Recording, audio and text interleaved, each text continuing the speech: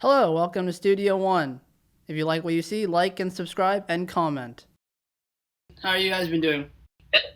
I saw it was your birthday. Is your birthday today? Yeah, it is. It's funny. Hey, Thanks, bud. Like COVID, it kind of feels like just a regular day. So like, For real. so it's funny. Damn, well, thanks for interviewing us on your birthday. I know, right?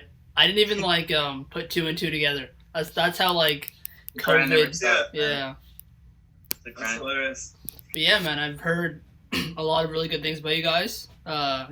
Early put me on, and I was Sick. all right, bet let's set something up. So good to get you guys on. Yeah, it's dope. It's very, very quick and easy. Yeah. I think Early told us about you last week, and then next thing we know, we're Yeah, I was like, let's do it. yeah, sick. But yeah, this platform is called Studio One. My name is Jibril Osman. I spent a lot of time writing for like UK publications, some Toronto publications, and at a certain point, I was like, we need to have like a platform in Toronto that like highlights local acts and puts a lot of importance on that, but also kind of like bridges the gap. You have like your international acts, your acts across Canada, so it's kind of like all encompassing. So like, glad to get you guys on. Yeah, super down. But yeah, before we get into things, briefly introduce yourselves, and then we'll get started. Yeah, for sure. I'm Mathijs, and I guess I sing and write the songs. I'm Rich. I produce stuff. And I say I'm a piano player, but I'm not very good. What are the accents? We make like, I guess you'd call it alternative pop stuff, but it's more just like a blend of all the different genres we like, I guess. Yeah. But, music, hopefully. Yeah. Sure. And before we get into music, with all the artists that I've been talking to for like crazy, because March is next month, so it's kind of been a year now. I know. How I saw on like one of your Instagram posts, you wanted 2020 to be a big year. How talk about all that. I got archived that post. No, it was definitely 2020 did not go the way we or anyone I guess expected because we released Still on Film last year in like the middle of the pandemic, but we had it ready way before the pandemic was happening.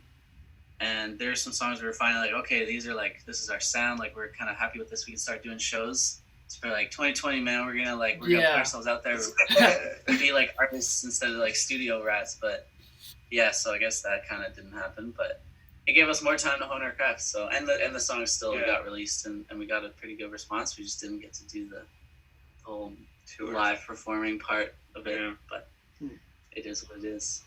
How did it because of course, even like artists that like had really big 2019s, for example, you have to like push things forward or like you don't really know when to release. Did you guys feel at all within this time period pressure to release music to like stay like in people's minds, or do you guys like think to yourselves, we're gonna take our time no matter what's going on in the world?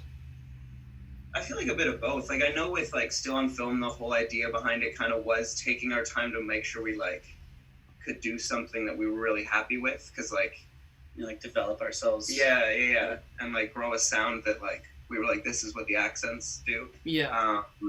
So I think once that came out, which was like we knew that was coming out, and like I guess that was the end of September. So like that was a little way into quarantine. So at least we had like that to look forward to. I guess like we knew that was coming up. So yeah, I think the pressure came more from ourselves to put stuff out because the fan base wasn't really there yet, and still it's very small, like still growing. Yeah. So I think we were just eager to like have something out there to kind of. I think we were just proud of these songs too. So we were like, finally, like this is some music that we want to put out. Yeah. Whereas usually it's like we'll make something, be like, I don't know if it's good enough yet, and like you tinker with it for years, and that was like the first 3 years of us being a band. It's like putting stuff out and then realizing like, nah, that's not it, and then like taking stuff down and restarting, and like I think last year was the first time we put stuff out that will be out forever, like that we're permanently happy with and we can look back on proudly. But I guess it was no pressure, but we're always just eager to like put our music out there and have people listen to it because we like the music we make. That's a good segue too, because I was gonna ask, in the time that you guys have been together, of course, the early songs, they're rough, they're not really that good yet. What song in particular, maybe it's a song you guys released, maybe it's on the EP, what song or what moment did you guys kind of realize like we're kind of figuring it out? Like this is pushing towards where we're going. Is it recently now that you guys feel that comfortable, or at what point? I guess recently, it's like a year and a half ago when we had like Sundown. I think was one of the first ones that like I guess helped solidify a little more. Cause, So we saw you interviewed Valley. So I was gonna bring that up. Valley. Yeah, that helps us produce a lot of stuff, and I think the moment we realized like, oh, our songs are actually getting to a point where we can confidently like take ourselves serious and like put this stuff out legit. Was when we sent Mickey some of the demos and he like responded very positively and he wanted to be involved with the production side of things. Yeah. So we kind of got that validation because we look up to them.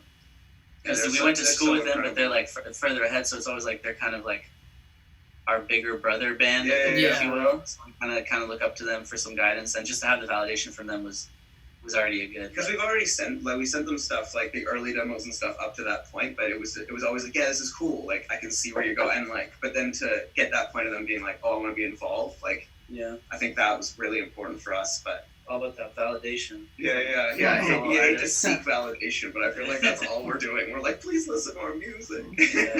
It's cool to hear that too, because I've interviewed Valley twice. They're really cool people, and I also interviewed artist named No Disco, and he has. Yeah, that's how you went from his merch. Yeah, we're really tight, and he has a similar story too. You know, he connected with them, and it's cool. It's like a multiverse of like connections that I've seen. Yeah, it's a super cool community in Toronto. I think with as far as music, and it feels like it's very at the start. Like there's a bigger community bubbling here. I think. Yeah. So I'm excited for that. But yeah, no, it's there's all these artists like No Disco we're big fans of. Valley. I mean, the list goes on. There's a group called No Tourists that we really like. Yeah, King Woods is part of that. King Woods. I interviewed. Moel. That's what I mean. It's all like intertwined and connected. We all kind of know each other a bit. Well, and that was another thing about 2020 is we thought it was gonna be a big year because we were gonna produce with all these people that we were like, we finally like this circle is growing. We've made all these connections. I was like, we just want to like create songs with everybody, right? Yeah. And then 2020 quarantine hits, and it's like, okay, you can't see anyone. We're like, okay, well, back to the drawing board, and then Zoom sessions, I guess, took off, but those have always been hard to get. Yeah, it's different. I guess, but Zoom sessions are still different. Yeah. Just that I'm sure like interviews over Zoom are different than interviews are, but yeah, we're all. The last in-person interview I did was this band Larkins, and it was March 12th, I think. March 12th, March 13th. 4 or 5 days later, Toronto goes on lockdown, and it's been Zoom forever. Yeah, I don't think any of us expected for it to last this long. Well, it's the same thing for us. We shot that video the day before. Like, the Life in a Video was like, we shot it the day or 2 days before lockdown got announced, and we were like, oh, we got this done quick. Like, just in time. Just in time. Yeah. And before we keep going further and further, how did you guys both, connect? And was there mutual interest in the music you guys liked, or how have you guys fared in that kind of realm? Do you guys have similar interests? Yes, definitely. I think our strongest bond was built over the band, the 1975. Love that. So we initially met at the end of our school, also where Mickey went, like Metalworks. It's like an audio kind of school in Mississauga. We all went there, and Rich was originally managing. I guess you can tell the story. Yeah. No. But Rich was originally managing Valley at the early stages, and I was doing my own like solo singer-songwriting kind of stuff. And then Mickey introduced me to Rich, and then initially the plan was for Rich to kind of manage me as well. But then we realized I had very similar music tastes, and like Rich was writing some poetry at the time, and I was like, why don't we just like try and make some songs just for fun, like no real intention behind it. And then first song was absolutely terrible. And then the second one was like, it was the first single we ever put out, which has been taken down. It's still on our Bandcamp if people want to dig around, but it was called Angels, and that was the first song we were like, oh, maybe we can actually like, do this thing. So yeah, we met at the end of school and kind of just graduated. We moved in together for a while and like lived on the bottom floor at like Woodbine Danforth and just made songs every day until we found our sound, and now we're here. It's been like a slow very slow build, yeah, just slow come up. Yeah, making beats and learning how songs work and learning what we like, and it was interesting too, because like having those like the two blends of a world like kind of come together. So for me, just like only knowing music in like a business, I guess, aspect, and like more just approaching it from that, because I was like, oh, I want to be in the music world. I don't play any instruments or whatever. I don't make songs. So like, let me do the other side of things. And then when Matt kind of like opened that world up, and like I could start to like make music that way, and like see that like how much you can do with like just a MacBook, like with sound design and stuff like that. And like, there's so many plugins and stuff out there. So like, that was really interesting. And when that whole world, I think it kind of like shifted our perspective to be like, cool, let's hone in on this and make this really good. And but music I think was definitely the driver between us. Like I don't think we similar music tastes. We haven't been like, music has always been the thing that's brought us, like, driven this friendship, which is it's sick. But, yeah. For sure. And when it comes to music too, do you guys like, releasing the EP and releasing, songs in the lead up to it, you guys like move on really quickly and you work on other new music, or do you let things sit? I know you have an upcoming single coming up. Do you guys, how is your music process? Is it on to the next, or how does that work with you guys? Both in a way, I guess. Yeah. Oftentimes we'll make demos and it'll be like, oh, this is the best thing we've ever made. But then also we keep making new demos, so every time that the other latest demo gets shoved to the side as soon as we make another one. But then oftentimes we usually like to stack up on a bunch of demos, and then over time when it comes time to kind of like figure out what the hell we're gonna do with them, we'll look back and like pick the best ones and kind of piece them together that way. And the right ones I think stand out, right? Like like there's some that are much more like cool in the moment, but then when you sit with it and listen 3 or 4 times, you're like, okay, this doesn't really hit. And then there's some that you're like, wow, they're like, whether it be the songwriting or the like the actual like production itself, I think there's some stuff that like sticks. But it also comes to like, I guess again, like sharing our music, and like it's cool that like having this little collective of friends, you can send stuff around and kind of bounce ideas off and like get kind of these like objective like thoughts on everything. So then they might think a song stands out that we completely forgot about, and that happens quite often. Like and also the best music we make when we're not really trying to make it for it. Like if we're making a song, we're like, this has to be the next single, then I think we already like we're overthinking it from the start. So usually we just make demos with no like end goal in mind, and then after the fact we're like, oh, this could be a single, or these songs fit together on an EP. So it's always just making demos for us, and then we figure the rest out after once we like them enough. We always say we're gonna like work and like, okay, we gotta like no more new beats. Let's just like finish what we've got, and then it's like, okay, I want to start something new. And there's still like every single day almost, there's at least something coming out. But you gotta make 10 bad songs to make one good one. So it's all part of it, But on to this upcoming new single. Talk about it. Why this one? I know everything you guys just said, but why? This one in particular. I think it's In My Head, I think. Yeah. I think it was not intentional, because the song is older than, or it's pre-COVID, if you will. But it kind of talks about how overwhelming your own thoughts can be. Yeah, when you're trapped in there. When you don't have someone else to like bounce your ideas or thoughts off of. So it's all about kind of being isolated in your own head, while still being like an energetic, fun, catchy song to bump as well. So I think we always try to like somewhat have our lyrics touch on some serious subjects and some personal subjects, but also at the end of the day we want to put on music that just makes us feel good and makes us want to sing along. So we try to balance those both. But it was kind of, I guess the song kind of works with what we've been going through the last year, even though it was written before that. But we just picked that one because it's the most finished, and we liked how it sounded. We're like, this could be a good standalone single, so we just decided that's going to be the one. And I think it kind of like bridges into the new sound of stuff as well as like, and like songwriting, like you touched on, like mental health and stuff like that. And like, I think it's cool that it kind of invokes this new age of like, Still on Film was like the introduction, and now it's like, let's show what else we've got going on as well. So I think like what you said, snippet of our lives, I guess. Yeah, for real. It's interesting. It's interesting too, because like as a fan, you don't really know when a song was made or created, or all you know is, it came out this Friday.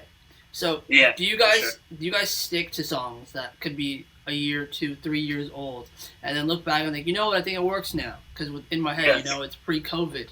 What made you stick with that for that long time? I don't know. I guess maybe it is just like it comes down to the song as well. Like we hear it again, and it like because like actually it was something Mickey said in your Valley interview. He mentioned that like songs are so like and lyrics can be so interesting because you'll hear it one way and it won't really hit or it won't really inspire you. Just like okay, cool, but then your perspective changes, and when you listen, it's so much more impactful. And I think maybe that's what happened was there was like a change of perspective, and we related even more to the song. And then when we shared it with Mickey, he related more, and then we could all kind of build that, right? And, yeah. Sure. And I think I read in one of the articles early sent over. You guys had a chance to perform, I think, at Waterloo, or a show. Like how? Yeah, we performed a few shows here and there. Yeah. How does your music, I guess, translate onto a show? Like, how do you guys see yourself as performers? I know it's probably a little early, but how is the comfortability there? Good. I think we were kind of just figuring it out, and then the inevitable happened. But it's like the recurring theme in every question is like, well, this was gonna happen, and then COVID. Pop out. You're like, oh, I was gonna tour, but I can't believe it's been a year. It's I know. Yeah, it's wild. But yeah, no, I think initially, like Rich said too, because our songs all start on a MacBook, so everything is in the box, if you will. We've tried to start writing songs more acoustically, but initially the big thing for us too was like, how are we going to translate these songs from a laptop to a live performance? But I think we're trying to find a blend between the fact that we're kind of this producer duo, but also a band. Yeah. So hopefully for our live shows, we can kind of put together a more full band. Like we'd like to have a drummer and maybe an extra guitarist or bassist, so it's more cohesive, because we do see ourselves as more of a band than like an EDM duo or something. Yeah, like I wouldn't want to go up and we're like only programmed, right? Like, so it's like a mix of programmed loops and synthesizers and stuff, but also live instruments and an acoustic guitar and a drum kit. Because a live drum kit you can't beat. Like the energy that gives at a live gig, and like what you get from that, and like just having that element, and like what you said, like we do feel like more of a band, and we try to find the balance. People. Yeah, for sure. Sure. And a common theme too for the last year. Usually when I interview artists, they'll ask them, like near the end, like, you have tour dates coming up, you got shows coming up, what's next, maybe like EP or album, but I kind of had to completely rework that question. So for you guys, in this, I think you mentioned 3 years, in this kind of journey so far, what is something each of you have learned like from each other that's kind of helped the music? Maybe like you both had like weaknesses, but together you have these strengths that you wouldn't have necessarily had if you hadn't, met.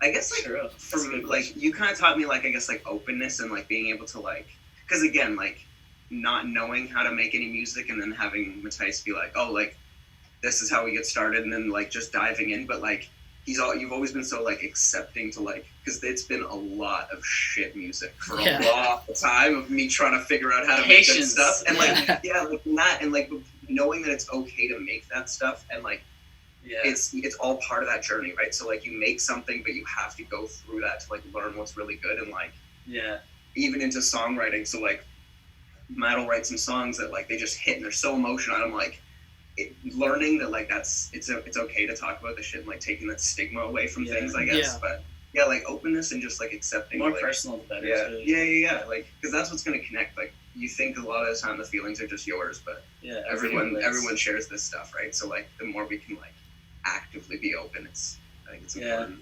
I think also Richie taught me to be way more curious with production. I think because he like got into music in such a like, I don't know, not unorthodox way, but it's not like you grew up with like piano. I don't know, did you take piano lessons or anything? Like when I was like 8, but I don't think that helped. But no, just like Richie's sound design and just like the things he'll like come up with is like beyond creativity. So I think like just like learning to stay curious no matter how like, because it's easy to like once you make a song and it kind of works out and it sounds good, then it's easy to fall into that rhythm and try and recreate that over and over again and just like follow the formula. But somehow Rich like keeps coming up with fucking crazy new sounds. I don't know if I can swear, but no, you gotta do it. I did. Just like staying curious and just always trying to find some new sounds or make a different style song or just like experimenting with things, because that's kind of the reason we make music is because we really enjoy doing it. And we love music. Like, we love all kinds of music. Like, we'll listen to everything. And it's actually one of the funny things. So, like, when I first, again, our friendship is also very based around Mike from Valley. Like, so the first time I hung out with Matt, Mike was like, because they were already friends, they were like, the three of us just hang out. And I got in Matt's car, and like I just expected to hear, like, I don't know, like, at the time Drake was like just releasing an album, so I was expecting Matt to put that on. Also, we're exclusively snapbacks. Yeah. So I was just like, cool, like, we're gonna get in, and like, I just, like, that was my idea, right? We get in, and he puts on Michael Kiwanuku's Home Again, and I was like, and I hadn't heard it before. I was like, holy shit, like, what is this? And he was like, oh, this is new. I was like, oh my god, and it's just like, again, like, just breaking down and just like keep diving into stuff. But I think we've always loved like a lot of different kinds of music, and that helps you stay curious. We probably wouldn't even be friends without music, to be honest. I don't like each other. Just like our musical talents. Yeah, we're just both like profiting off the fact that we both like music, you know? Yeah. And on a final note, you know, hopefully, you know, COVID, I think, you know, 2022 or whenever things start to pan out, maybe end of the year, what's one thing you miss doing outside of music that you can't wait to jump back into? And on a music scale, you know, what's the one thing that you're going to do immediately, whether it's a show, whether it's just being around people at an event? What's the two things, whether it's, you know, as a human being, what's the first thing you're going to go back into, and as musicians? Musician one's easy for me. It's a session and going to a live gig. Like, just being able to go to a live gig again will be so incredible. I feel like losing that, and I just moved to the west end of Toronto, and there's like so many nicer like venues this close to me. I'm like, I can't go to any of them. Personally, that's a thinker. Honestly, like simple things like just going to a restaurant or like meeting up with some friends and like going to having a drink. Which initially, like, Rich and I are both very, like, we never really went out much. We always stayed in. Like, we were always like, I just want to make beats at home. But now that we, like, actually can't go out and have a drink or, like, maybe grab some food at a restaurant, we're like, oh, damn, I actually kind of miss that. And, like, I should have done that more. But I think that'll be the first thing we do is, like, just make a reservation at some restaurant. Go for a nice meal. Go for, like, a nice meal. No, I think, just, like, the atmosphere and just, like, I think we're social beings at the end of the day, like, no matter how introverted we are. So it's just connecting with other humans, like, face to face, even like being able to see people smile without, like, because like with a mask on, you're trying to smile, but it can either look like you're like really squinting. Like, I'm still trying to figure out how to smile with just my eyes, but it'll be nice to interact with humans again. But yeah, guys, so glad, you know, we connected through early. Fan of the music. Now it's like, you know, Valley, you know, disco, the accents. I feel like it's all interconnected now in my interviews, which is amazing. Man, early congrats on this upcoming new single. Thank you. For sure, you know, when the world opens up again, hopefully we can do an in-person interview. You know, keep building. Yeah, man. Happy birthday. Yeah. Thanks again. Have fun on your birthday. Hopefully you can celebrate a little bit somehow. Right. But yeah, thanks again, man. Have a good day, both of you. You too. Cheers. Studio One.